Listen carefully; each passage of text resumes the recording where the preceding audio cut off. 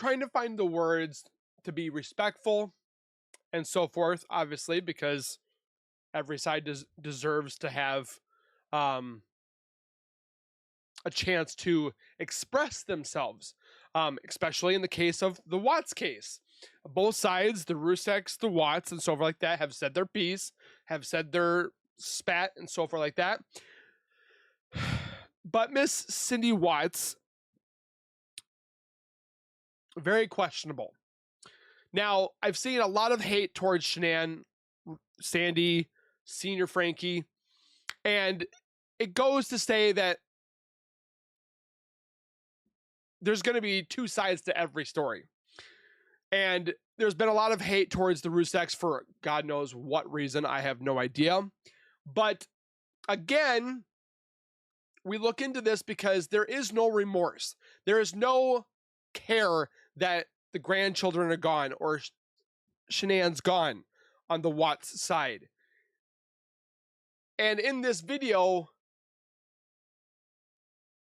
we look at, you guys have been asking me nonstop to look into more of Cindy and Chris as a, not a duo, but more or less like a, not a Padawan or a how do I want to say it? A teacher to a student. Obviously, Cindy Watts has never murdered anybody, but this person, this YouTube channel that somebody sent me, Casbat, never seen it before. Did Cindy Watts help make a murderer? Now that's a bold statement, okay? We're gonna watch it and just see what this has to said. And then we're gonna watch Twisted True Crime of the Twisted True Cindy Watts. So we're watching all this stuff and then we're gonna kind of talk about it afterwards. But before we go any further, if you guys could subscribe to my YouTube channel by hitting that white bar icon down the bottom right, hit that bell icon next to it. So when I do post videos like this one, you guys will get that little ring notification that Zowoki myself has posted that video. Then you guys can watch, comment, like, and share. And again, thank you guys so very much for that continued love and support that you guys show on this channel every single day. I can't thank you guys enough. Keep doing what you guys are doing, and we'll continue to keep growing together. That being said, there's going to be those videos links down below. So if you guys don't want to watch with my commentary or my opinion, you guys can surely watch on their channels. Go give them some love by subscribe, comment, like, and share. You guys know the deal. And with that being said, let's get into the videos. Okay, so first up the bat is from the Casbat. Sorry, do apologize. Now, this title is, Did Cindy Watts help make a murderer? Again, very bold statement, but I definitely want to look into this because a lot of people are trying to figure out why Chris snapped, why Chris chose murder instead of divorce. They're looking at the family. I mean, look at school shooters nowadays. They're looking at the parents as fault. They're stating that they didn't secure the weapon. They didn't raise them right, and so forth like that. So you guys have been wanting me to look into Cindy to reflect towards Chris Watts, if you guys get what I'm saying. So that's why you guys have been sending me these videos for me to watch and react and put my 2 cents on, and I'm happy to oblige because you guys are asking for this content. So let's watch. The family will be devastated by this, but we stick behind him because we know he's not guilty, as do all his friends. They embarrassed. And so he killed him. They embarrassed him. And you know, anybody, I don't care who you are, and whether you have a temper or you don't have a temper, nobody wants to be embarrassed. I don't like the way it was handled. I want to save your life, that's all. We're just here, we're going to save his life. We want him to get life in prison. It was like they already knew he was guilty. He is. The mother's heart is the child's schoolroom. I loved everything. Sorry, I had to pause that. I don't want to get my video demonetized because of audio.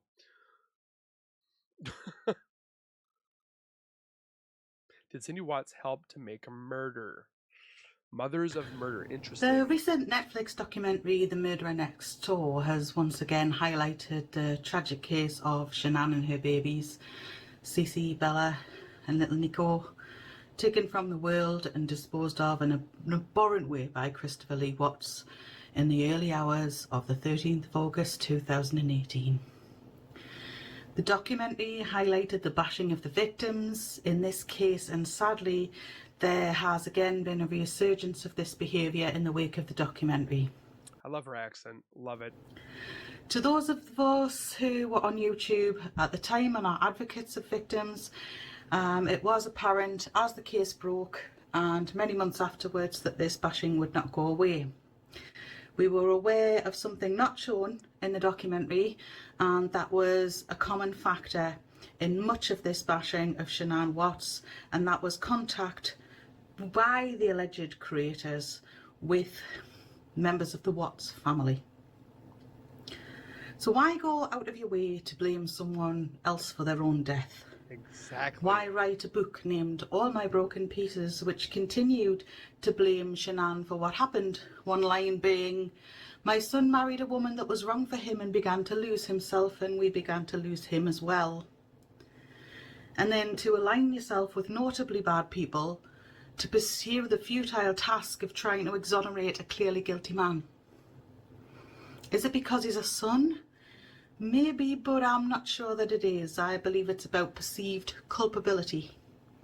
Hers. If this is the case, does she need to feel responsible? I'm getting very big Miss Doubtfire feels. This woman is fantastic in her speech. Like, I could listen to her on books on tape. That her son murdered his wife, 2 daughters, an unborn son? Does it need to be the fault of his upbringing, that he appears to have no real emotion, or that he'd rather annihilate his family and pretend they'd run off and left him, which if Nicole Atkinson hadn't been on her toes, that's what Probably would have gotten happened. away with it. Then be perceived as a bad guy who got a divorce because he had an affair. In my opinion, Watts is a psychopath, where they do not feel much. They do feel physical pleasure and also shame, guilt, and I'm definitely going to see if this woman has anything on NK, because I definitely want to know her 2 cents. embarrassment, anger. This explains the affair and his determination not to be judged as a monster. I have done work on victim blaming previously, and it became apparent that it is generally based in some sort of denial, either because they believe the victim must be to blame, because if not, then this could easily happen to them also, or as part of some just world hypothesis where these things just don't happen to innocent people. This argument sadly doesn't get you very far when it comes to the murders of children. When researching this video, I came upon the work of Dr. Elizabeth Yardley, who is Professor of Criminology and Director of Birmingham City University Centre for Applied Criminology. She, of course, states rightly that what goes into a murderer's makeup is far more than just their parenting. However, she puts the emphasis on the mother's role because of which she calls the inherently gendered nature of society.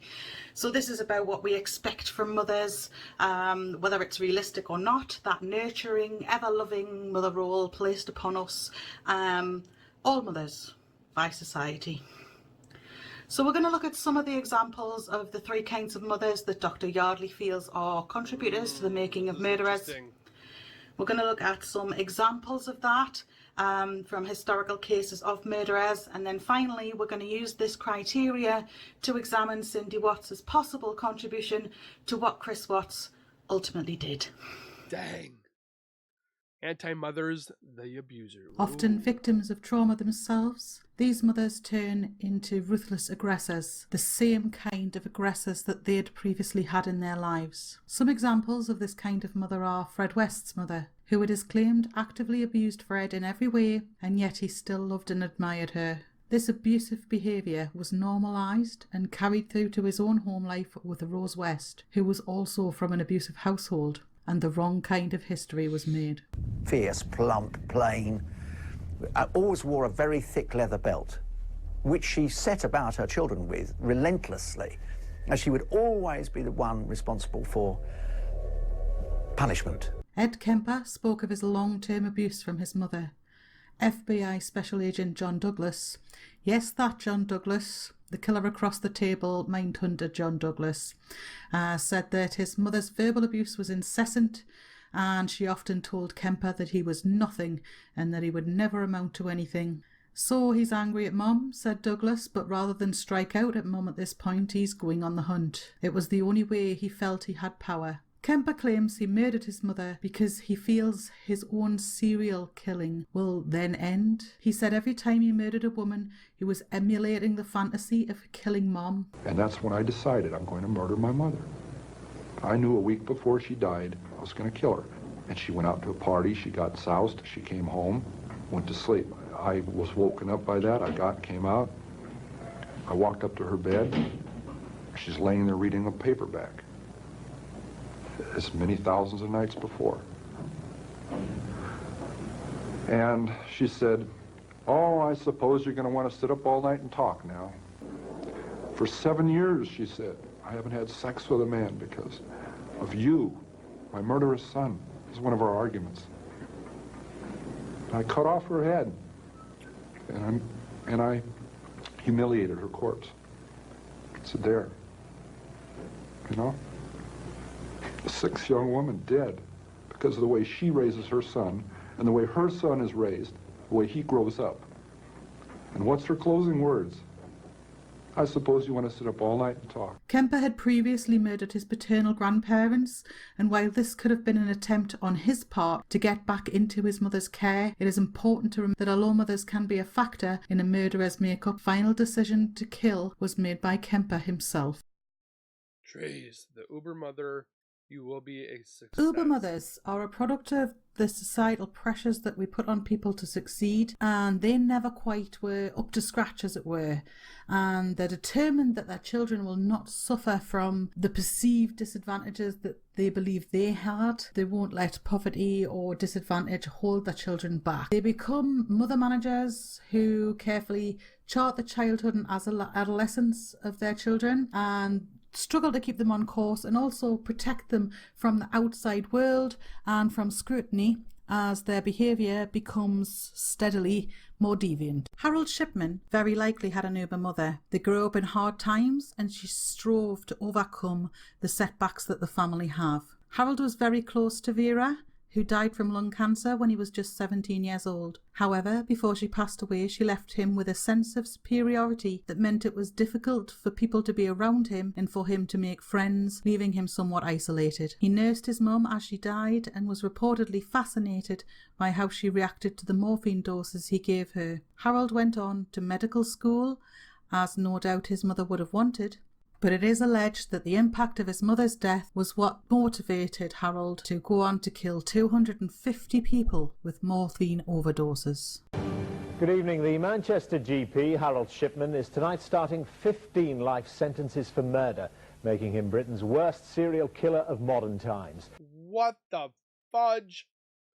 Passive mothers live in fear of being judged by society. Due to their quiet and subdued nature, when their children show any moral ineptitudes or deficiencies in school or anywhere else, they will respond through denial and ignore very important issues, dismissing them as phases. Ted Bundy's mother was in denial and declared his innocence throughout, and then when played his confession, she asked if anybody wanted refreshments. The jury is totally wrong.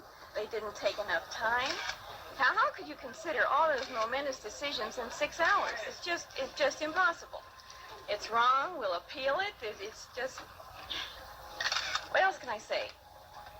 The family will be devastated by this, but we stick behind him because we know he's not guilty, as do all his friends.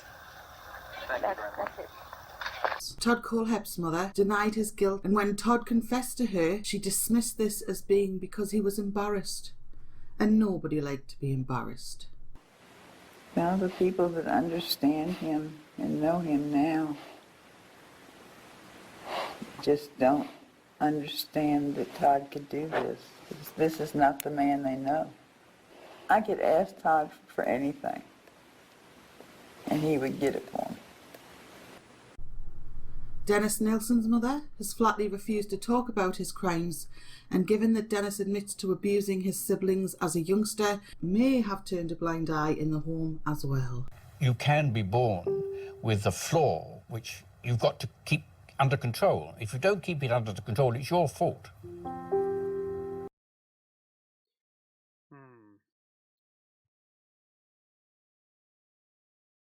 They speculated about whether it was me or my husband Ronnie who is the psychopath, and whose horrible parenting, or genes, take your pick, or choose both, has twisted up our boy so bad that he was always destined to grow up to become a family annihilator. Cindy Watts said on All My Broken Pieces. There is evidence to support that Cindy Watts has elements of all three of Dr. Yardley's highlighted mothering styles related to raising a killer. In the anti-mother aspect, well, we have no reason to think that Cindy ever raised a hand to Chris. However, there is evidence that she was manipulative, which in multiple forms could constitute abuse, and also that Chris needed protection from her. Instances of manipulation include withdrawal of love. This means the withdrawing of family contact when they had a falling out with Shanann over having potentially lethal peanuts around Celeste. Cindy and Ronnie refused to see Chris during this time. The refusal to attend the wedding because they did not agree with Chris's choice of bride was deeply manipulative. Not only this, but was an attempt to ruin that day for their son, playing on the fundamental attachment to his mother and her love to cause pain and therefore coerce. We didn't attend because Shanann and I just couldn't get along. I think that's messed up. You bite the bullet, you go because you're supporting your son. Who cares about who he's with or who she's not? As long as she's loving and caring towards your child. Like, when my son grows up, as long as the wife that he hopefully has will be loving, nurturing, caring, respectful, and just overall a great spouse to him. And if I don't get along with her, that's fine. But if my son is happy and he is whatever, I'm going to let it be. And that's what I feel that just, I'll go to the wedding. I'll deal with it because it's for my son's sake. And I didn't like the way she treated him. There is evidence to support that Chris was afraid of his mother, such as Ronnie not telling Cindy about the result of police questioning, and Chris asking for only his father to come to attend Frederick when he was being questioned. Why would you not turn to your mother, the person who should love you unconditionally? So did he request his father and not his mother? Well, because she didn't in Chris's mind. She loved him conditionally, and he had learned this from being rejected for his choices. Shanann also referred to Chris needing to be protected from his mother in the discovery documents. Shanann did not know she was going to be horribly murdered. She had no reason to think anyone else but she and Chris would see this conversation. But there it is. In the Uber mother aspect, we hear Cindy talking about NASCAR, how they sent him to be trained, and bragging about his minimal achievements, being into sports and a mechanic. We see the mother-manager aspect of the Uber mother in wanting to be present to supervise his plea or his trial. If Chris is an adult and if this is his decision, why did she need to be there? The answer is that she did not, but felt the need to be. Going on. Let us ask Chris if it's okay if you talk to us. I just don't like the way it was handled from the very beginning. I don't like the way it was handled. I want to save your life. That's all. We're just here. We're going to save his life. We want him to get life in prison. It was like they already knew he was guilty. The passive element of the mothering style is apparent. Although Cindy doesn't fit the quiet mothering style, her capacity for denial is actually so strong it's overt. when she says things like, there's not one person you can talk to that will say anything bad about this kid. He was just normal. He didn't have a temper. He was just easygoing like his dad. He's not a monster. Christopher, I don't see him of being capable at all, but if something happened that night and it happened, God forbid it did happen, why? What was the trigger? Why? What happened? I just want the truth, because he's not the sociopath next door. He's not the kind of person who would do something like that. I have to know why. Of course, this is Cindy seeking for something else or someone else to blame. But perhaps the best way to illustrate Cindy's capacity for vexatious denial is to compare her with other passive mothers, in this case, the mothers of Ted Bundy and Todd Kohlhepp, who were seen earlier as examples. These are longer clips to allow for comparison. And again, I don't even think that Nicole would have passed Cindy's stamp of approval. I think no one was going to be good enough for Chris, as you will. Noting of the similarities between them. We still don't believe it. It just can't be. I keep shaking my head saying, how can this be? Because he had lots of friends, very good student in school, a very normal, active boy. And he was in basketball, he was in baseball, he was in football, and loved NASCAR. He and his dad went to the NASCAR races all the time. Loved sports. And he was a good kid. Had two best friends, and that's who he grew up with, and still are friends with them today. And there's nothing that would have predicted any of this could have ever happened. Yeah. Nothing in his childhood at all.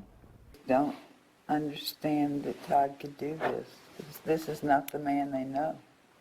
I could ask Todd for anything, and he would get it for me.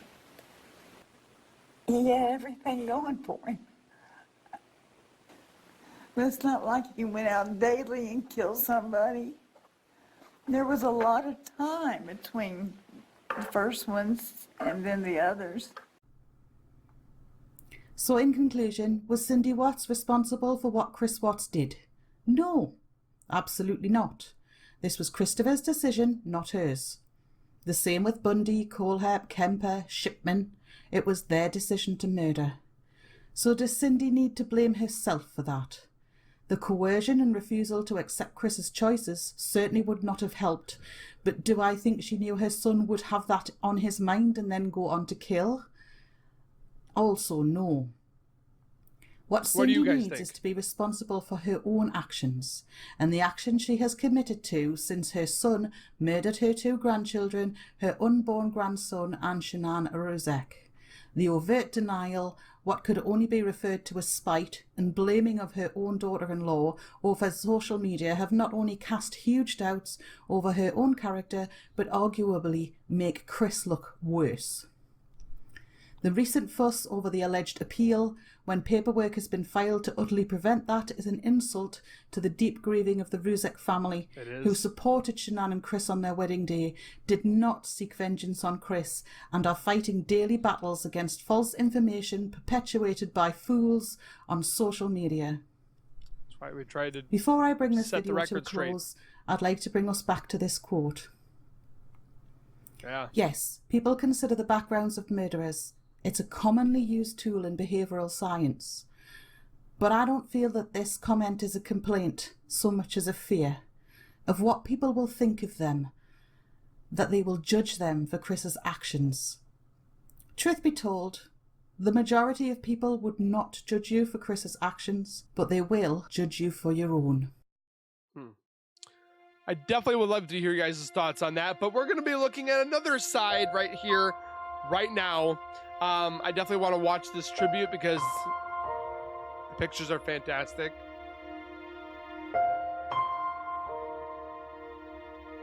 This is why I do this.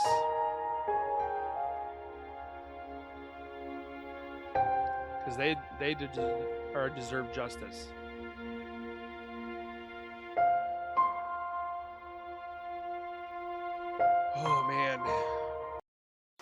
Okay, Hey part everybody, 2 it's Cindy now. with Twisted True Sin. How y'all doing? This is about the letters from Christopher book that's going to be coming out. The author, Sherilyn Cadle, has stated the following. Here's an excerpt.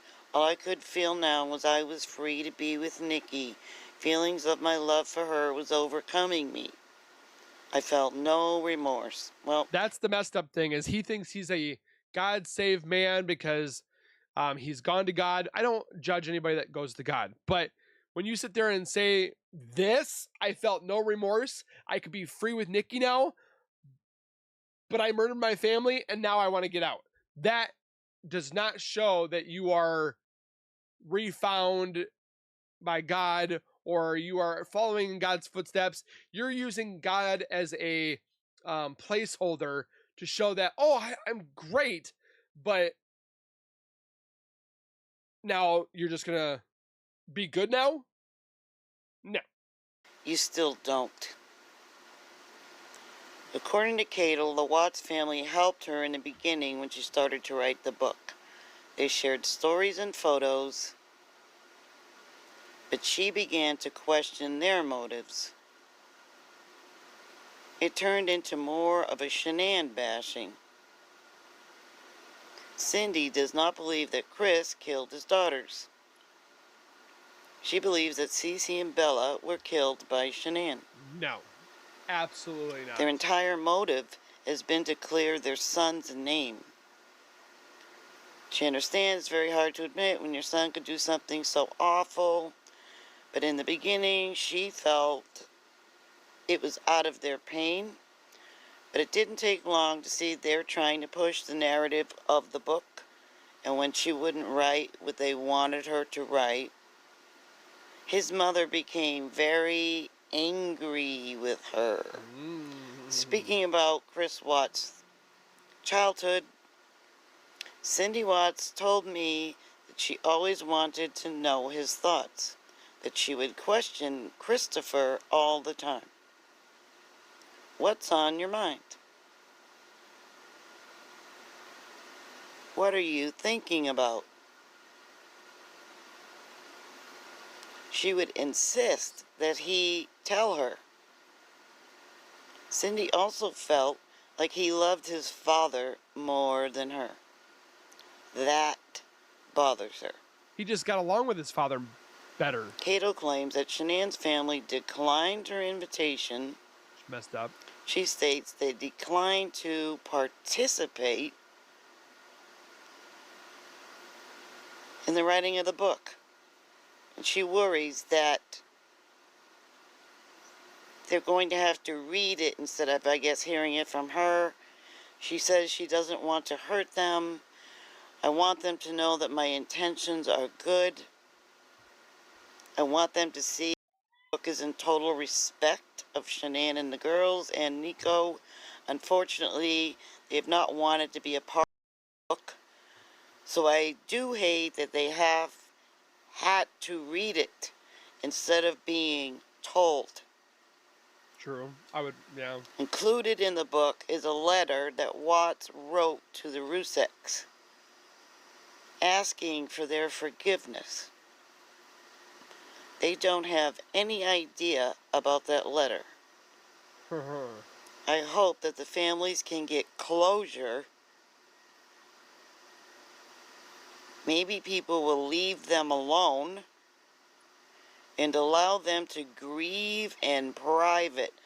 Yeah, lady, so publish a damn book. One thing that has been said is that I'm mothering him, and I don't want that to be misconstrued. I am not trying to be a mother figure to him. I absolutely hate what he did, and I don't condone it in any way. Cato claims she has received backlash, I wonder why, from pro-Watts and pro-Shanann supporters. I tried not to put my opinion in the book.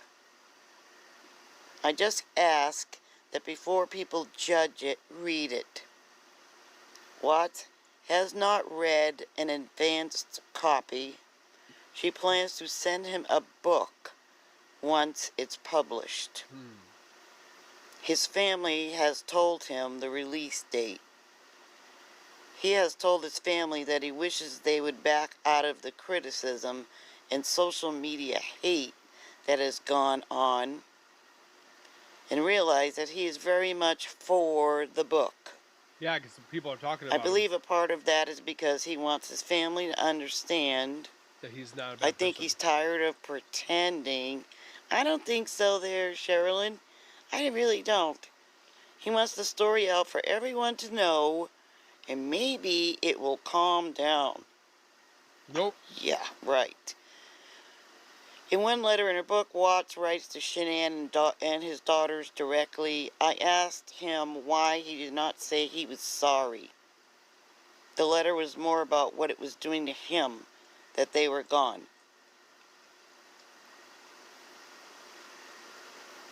Christopher said, "Oh, I didn't say I was sorry."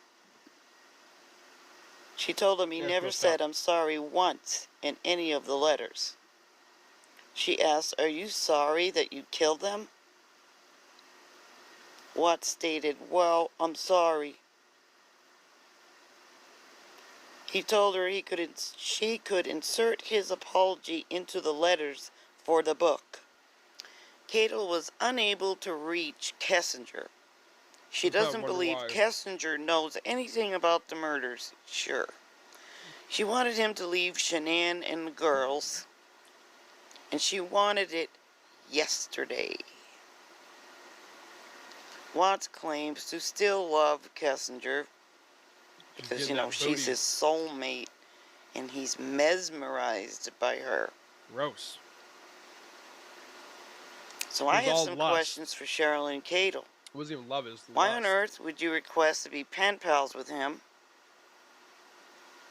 Have you read the discovery files? Have you read the autopsy reports?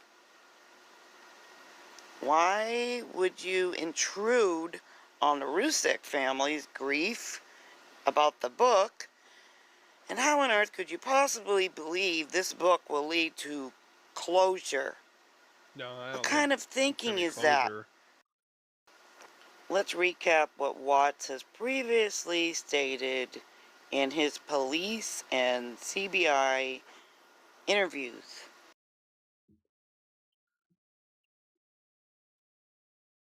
If you guys remember this.